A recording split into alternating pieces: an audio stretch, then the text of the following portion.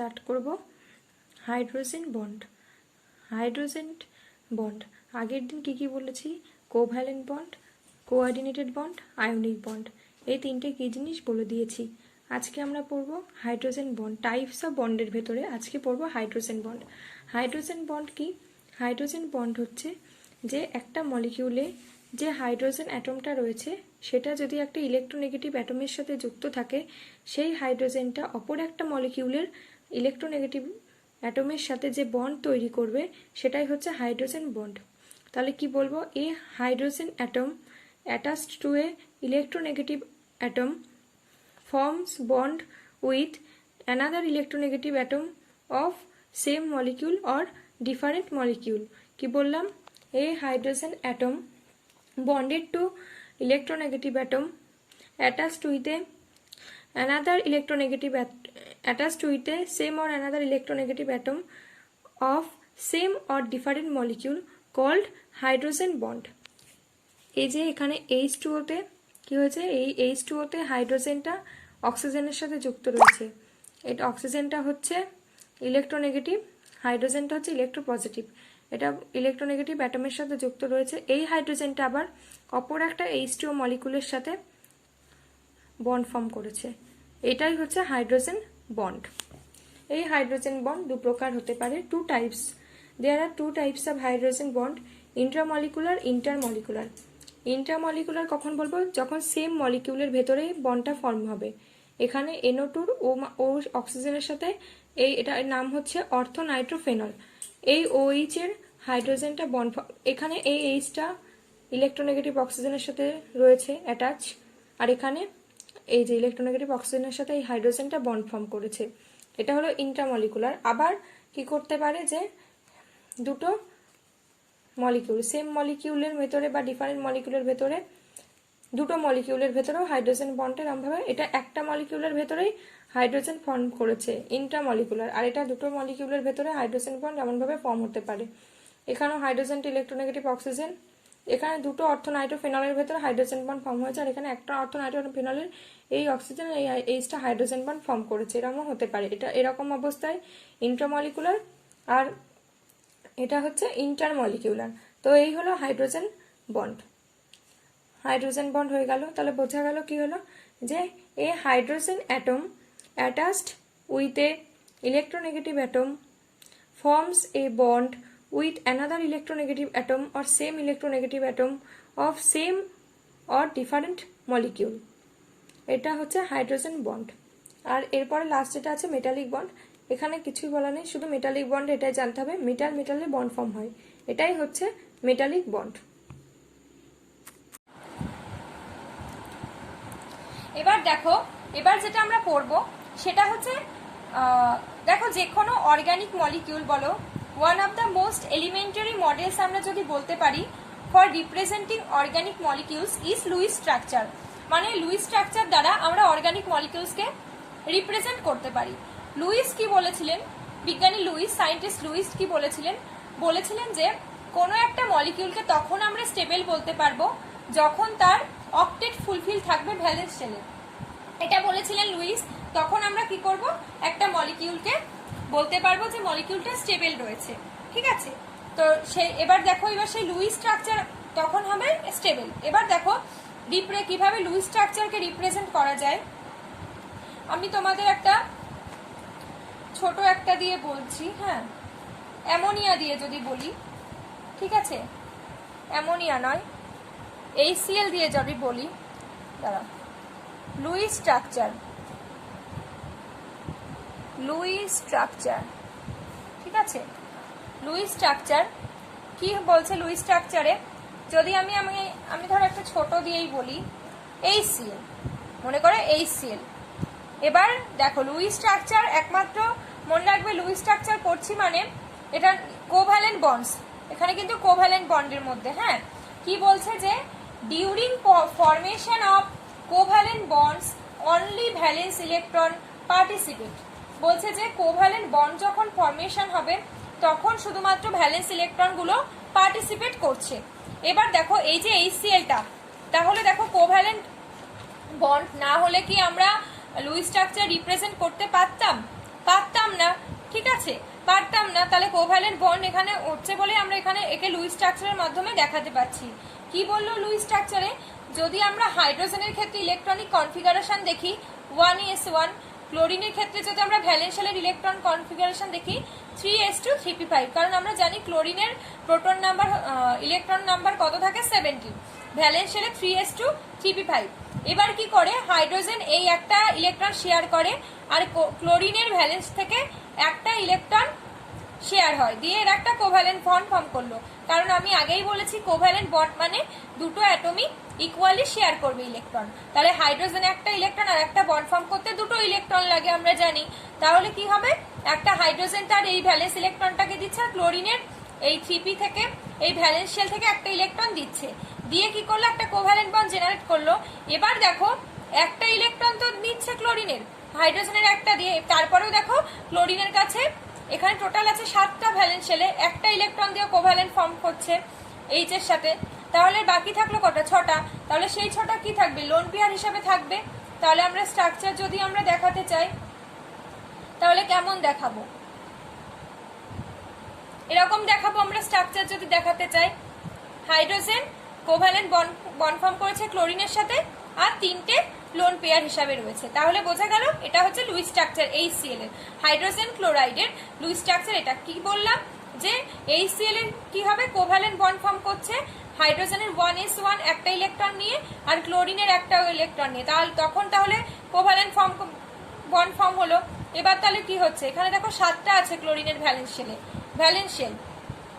Valence shell electron configuration, valence shell electron configuration. এটা valence শেলে 7টা ইলেকট্রন রয়েছে, তার ভেতরে ও একটা ব্যবহার করলো, বাকি 6টা কি হলো, ও লোন পেয়ার হিসাবে থেকে গেল। তাহলে আমাদের যদি HCl এর লুইস স্ট্রাকচার দেয় তাহলে আমরা এভাবে রাখতে পারবো। হ্যাঁ, তারপরে দেখো একটা যদি আমি দেখাই অ্যামোনিয়ায় কি হচ্ছে, অ্যামোনিয়ায় হচ্ছে কি,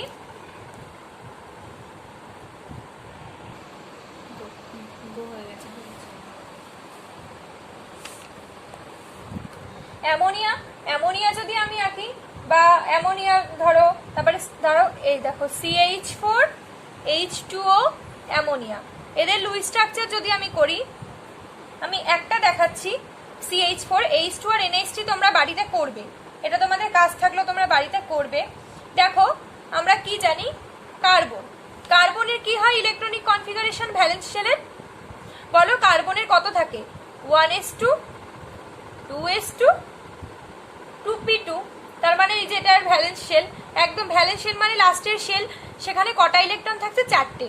তাহলে আমরা এরকম ভাবে যদি দেখাই কার্বনের 4টে ইলেকট্রন থাকছে, দেখো কার্বনের 4টে ইলেকট্রন, ভ্যালেন্স শেলে 4টে ইলেকট্রন আমি এঁকেছি এখান দিয়ে। হ্যাঁ, আর হাইড্রোজেনের কটা থাকছে, 4টে হাইড্রোজেন CH4 এ, প্রতিটা হাইড্রোজেনের কি হচ্ছে একটা করে।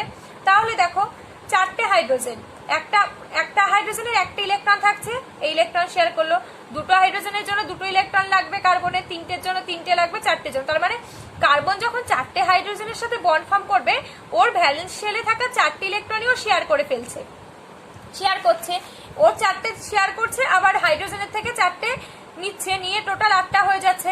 আবার এই প্রতিটা হাইড্রোজেনও একটা করে নিচ্ছে, একটা করে নিয়ে দুটো করে পূর্তি করে ফেলছে, দিয়ে দুজনেই স্টেবল হয়ে যাচ্ছে, দিয়ে একটা স্টেবল মলিকুল তৈরি করছে। এবার কি হচ্ছে, CH 4টে কোভ্যালেন্ট বন্ড ফর্ম করছে। দেখো কার্বনের এখানে কিন্তু কোনো লোন পেয়ার থাকছে না, ভ্যালেন্স শেলের 4টেই ও ইউজ করে ফেলছে 4টে হাইড্রোজেনের সাথে। তাই এই হলো CH4 এর লুইস স্ট্রাকচার, যদি আমাদের বলে এরকম আঁকতে হবে। যদি আমরা জলের ক্ষেত্রে দেখি, ওয়াটার H2O এর ক্ষেত্রে যদি আমি দেখি, তাহলে দেখো অক্সিজেনের আমরা কি জানি, এখানে 2p4 হয়ে যাবে, 6টা 8 টোটাল আমরা জানি 8 ইলেকট্রন সংখ্যা। তাহলে কি হচ্ছে 2s2 2p4, 6টা থাকছে। এবার অক্সিজেন এটা নিলাম, এবার অক্সিজেনের চারদিকে আমি যদি 6টা ইলেকট্রন আঁকি, 4 5 6 আঁকলাম। এবার দেখো কি হচ্ছে, ও দুটো হাইড্রোজেনের সাথে বন্ড ফর্ম করছে। হ্যাঁ, দুটো হাইড্রোজেনের সাথে, তার মানে দুটো ইলেকট্রন ইউজ করছে, দুটো ইলেকট্রন এও শেয়ার করছে, এও দুটো শেয়ার করে দুটো হাইড্রোজেনের সাথে বন্ড ফর্ম করবে। তাহলে দেখো 4টে ইলেকট্রন ওর কাছে থেকে যাচ্ছে, তার মানে দুটো লোন পেয়ার, একটা লোন পেয়ার মানে কি দুটো ইলেকট্রন। তাহলে কিরকম লিখবো আমরা, এইচ ও এইচ, এরকম হয়ে গেল। দেখো এরকম অ্যামোনিয়ারটা তাহলে তোমরা করবে, ঠিক আছে? অ্যামোনিয়াটা বাড়িতে কাজ থাকলো, খুব ইজি। তাহলে লুইস স্ট্রাকচার কি জিনিস বোঝালাম? বিজ্ঞানী সায়েন্টিস্ট লুইস এটাই দেখিয়েছিলেন যে কোনো একটা মলিকিউল বন্ড ফর্ম। এবার তাহলে দেখো কোনো একটা, হ্যাঁ, মলিকিউল, বিজ্ঞানী লুইস কি বললেন, সায়েন্টিস্ট লুইস যেটা বললেন যে কোনো একটা মলিকিউল কখন বন্ড ফর্ম করছে, না সে অক্টেট ফুলফিল করতে চাইছে, স্টেবল হতে চাইছে। তাই দেখো এই যে কার্বন কেন বন্ড ফর্ম করছে, ওর তো ভ্যালেন্স শেলে 4টে রয়েছে, ওর তো অক্টেট ফুলফিল নেই, ও 4টে হাইড্রোজেনের সাথে বন্ড ফর্ম করে এখান থেকে দেখো এখানে 2টো ইলেকট্রন, এখানে 2টো ইলেকট্রন, এখানে 2টো ইলেকট্রন, এখানে 2টো ইলেকট্রন, দেখো টোটাল 8টা হাইড্রোজেনের। ও নিজের 4টে ইলেকট্রন শেয়ার করলো, 4টে হাইড্রোজেনের থেকেও 4টে নিল, ইকুয়ালি শেয়ারিং এর মাধ্যমে কোভ্যালেন্ট বন্ড ফর্মের মাধ্যমে 8টা ইলেকট্রন হলো, সে স্টেবল হয়ে গেল। তো বিজ্ঞানী সায়েন্টিস্ট লুইস এটাই বললেন যে কোনো একটা মলিকিউল মানে অষ্টক পূর্তি অর্থাৎ অক্টেট ফিল আপ করার জন্য সে স্টেবল হতে চায়, তাই সে এরকম মানে এরকম বন্ড ফর্ম করছে এবং স্টেবল মলিকিউল ফর্ম করছে। কিন্তু এখানে একটা সমস্যা যেটা হলো সেটা হচ্ছে, আমরা দেখো লুইস স্ট্রাকচার থেকে আমরা শুধু এরকম বলতে পারছি যে হ্যাঁ এরকম বন্ড ফর্ম করছে এরকম, কিন্তু আসলে এরকম বন্ড ফর্ম করছে, স্টেবল হচ্ছে, এটুকুই লুইস বললো। কিন্তু আসলে দেখো আমরা এই লুইস স্ট্রাকচার থেকে কিন্তু এই মলিকিউলের কেমন শেপ হবে, কেমন জিওমেট্রি হবে, সেগুলোকে কিছুই জানতে পারছি না। লুইস শুধু এরকম ভাবে ধারণা দিয়ে দিল, কিন্তু আমরা তো জানতে পারছি না এই মলিকিউলটা কেমন জিওমেট্রি, কেমন হচ্ছে এর শেপ হবে, কিংবা এর বন্ড লেন্থ কেমন হবে, এর বন্ড এনার্জি কেমন হবে, এটসেট্রা। সিম্পল লুইস স্ট্রাকচার কি বলছে যে simple Lewis structure does not tells anything about geometry of the molecule, bond length, bond energy, etc. কি বললো যে simple Lewis structure does not tells anything about geometry of the molecule, bond length, bond energy, etc. মানে বলছে simple Lewis structure কোনো কিছুরই ধারণা দিতে পারলো না, বন্ড লেন্থ, বন্ড এনার্জি বা মলিকিউলের জিওমেট্রি কোনো কিছুরই ধারণা দিতে পারলো না। ঠিক আছে, তখন কি এলো, তখন আমাদের এলো hybridization concept. Valence bond theory আন্ডারে আমরা যেটা পড়বো হাইব্রিডাইজেশন কনসেপ্ট। এবার আমরা তাহলে ওই মেন জায়গাটায় ঢুকবো, হাইব্রিডাইজেশন। দেখো তোমাদের মেন হচ্ছে হাইব্রিডাইজেশন, কিন্তু হাইব্রিডাইজেশনটা কোথা থেকে এলো, কেন এলো, তার জন্য আমাদের লুইস থিওরিটা একটু পড়তে হবে, যে লুইস স্ট্রাকচার কি, বিজ্ঞান সায়েন্টিস্ট লুইস এটার ব্যাখ্যা দিতে পারলো না, সেজন্য এলো কি হাইব্রিডাইজেশন কনসেপ্ট। আবার একটা লুইসের আর একটা যেটা হচ্ছে হাইপার ভ্যালেন্ট, মানে যেখানে 8 ইলেকট্রনের বেশি ইলেকট্রন থাকবে ভ্যালেন্সে, যেমন PCl5, এটা আমি ইনঅর্গানিক মলিকিউলের কথা বললাম। তারপরে ধরো হাইপোভ্যালেন্ট, যেমন হচ্ছে BF3, এরকম টাইপের মলিকিউলগুলোর ক্ষেত্রে কিন্তু হচ্ছে এটা যেমন 10 ইলেকট্রন সিস্টেম মানে হাইপার ভ্যালেন্ট, এটা হচ্ছে 6 ইলেকট্রন, দাঁড়াও BF3 বাদ দাও, আমি যদি সিম্পল এই কার্বিন নিই, এটাও 6 ইলেকট্রন, এটা হচ্ছে 6 ইলেকট্রন সিস্টেম। তো এরকম সিস্টেমের ক্ষেত্রে কিন্তু বিজ্ঞানী লুইস কোনো ধারণা দিতে পারেনি, ঠিক আছে, যে কেন স্টেবল, এদের স্টেবিলিটি কিন্তু এ ব্যাখ্যা করতে পারেনি, এক্সপ্লেন করতে পারেনি সায়েন্টিস্ট লুইস। বলে দিলাম, দেখো বললাম যে হাইব্রিডাইজেশন কনসেপ্ট কেন এলো সেটা বলে দিলাম, যে লুইস ব্যাখ্যা করতে পারলো না, তখন হাইব্রিডাইজেশন কনসেপ্ট এসেছিল, অর্থাৎ ভ্যালেন্স বন্ড থিওরি আন্ডারে হাইব্রিডাইজেশন আমরা পড়বো। হ্যাঁ, তখন হাইব্রিডাইজেশন কনসেপ্ট এলো, এই কারণেই হাইব্রিডাইজেশন কনসেপ্টটা এসেছিল, লুইস ব্যাখ্যা করতে পারলো না সায়েন্টিস্ট লুইস, ঠিক আছে, তখন হাইব্রিডাইজেশনটা এলো। তো পরের দিন আমি তোমাদের তার আগে হাইব্রিডাইজেশন করানোর আগে ফরমাল চার্জ কিভাবে ক্যালকুলেশন করতে হয় কোনো মলিকিউলের ক্ষেত্রে সেটা আগে করাবো নেক্সট ক্লাসে, তারপরে আমি যাব হাইব্রিডাইজেশনটা পরের দিন নেক্সট ক্লাসে আমি এক্সপ্লেন করবো হাইব্রিডাইজেশন কি, কেন হয়, কোথা থেকে এলো, আরো এক্সপ্লেন করে বলবো। ভ্যালেন্স বন্ড থিওরি করিয়ে ভ্যালেন্স বন্ড মানে মেন হচ্ছে নেক্সট দিন থেকে ভ্যালেন্স বন্ড থিওরিটা শুরু করবো, ঠিক আছে। আজকে তো এখানেই শেষ হলো। যদি ভিডিওটা ভালো লাগে like, share and subscribe. Thank you.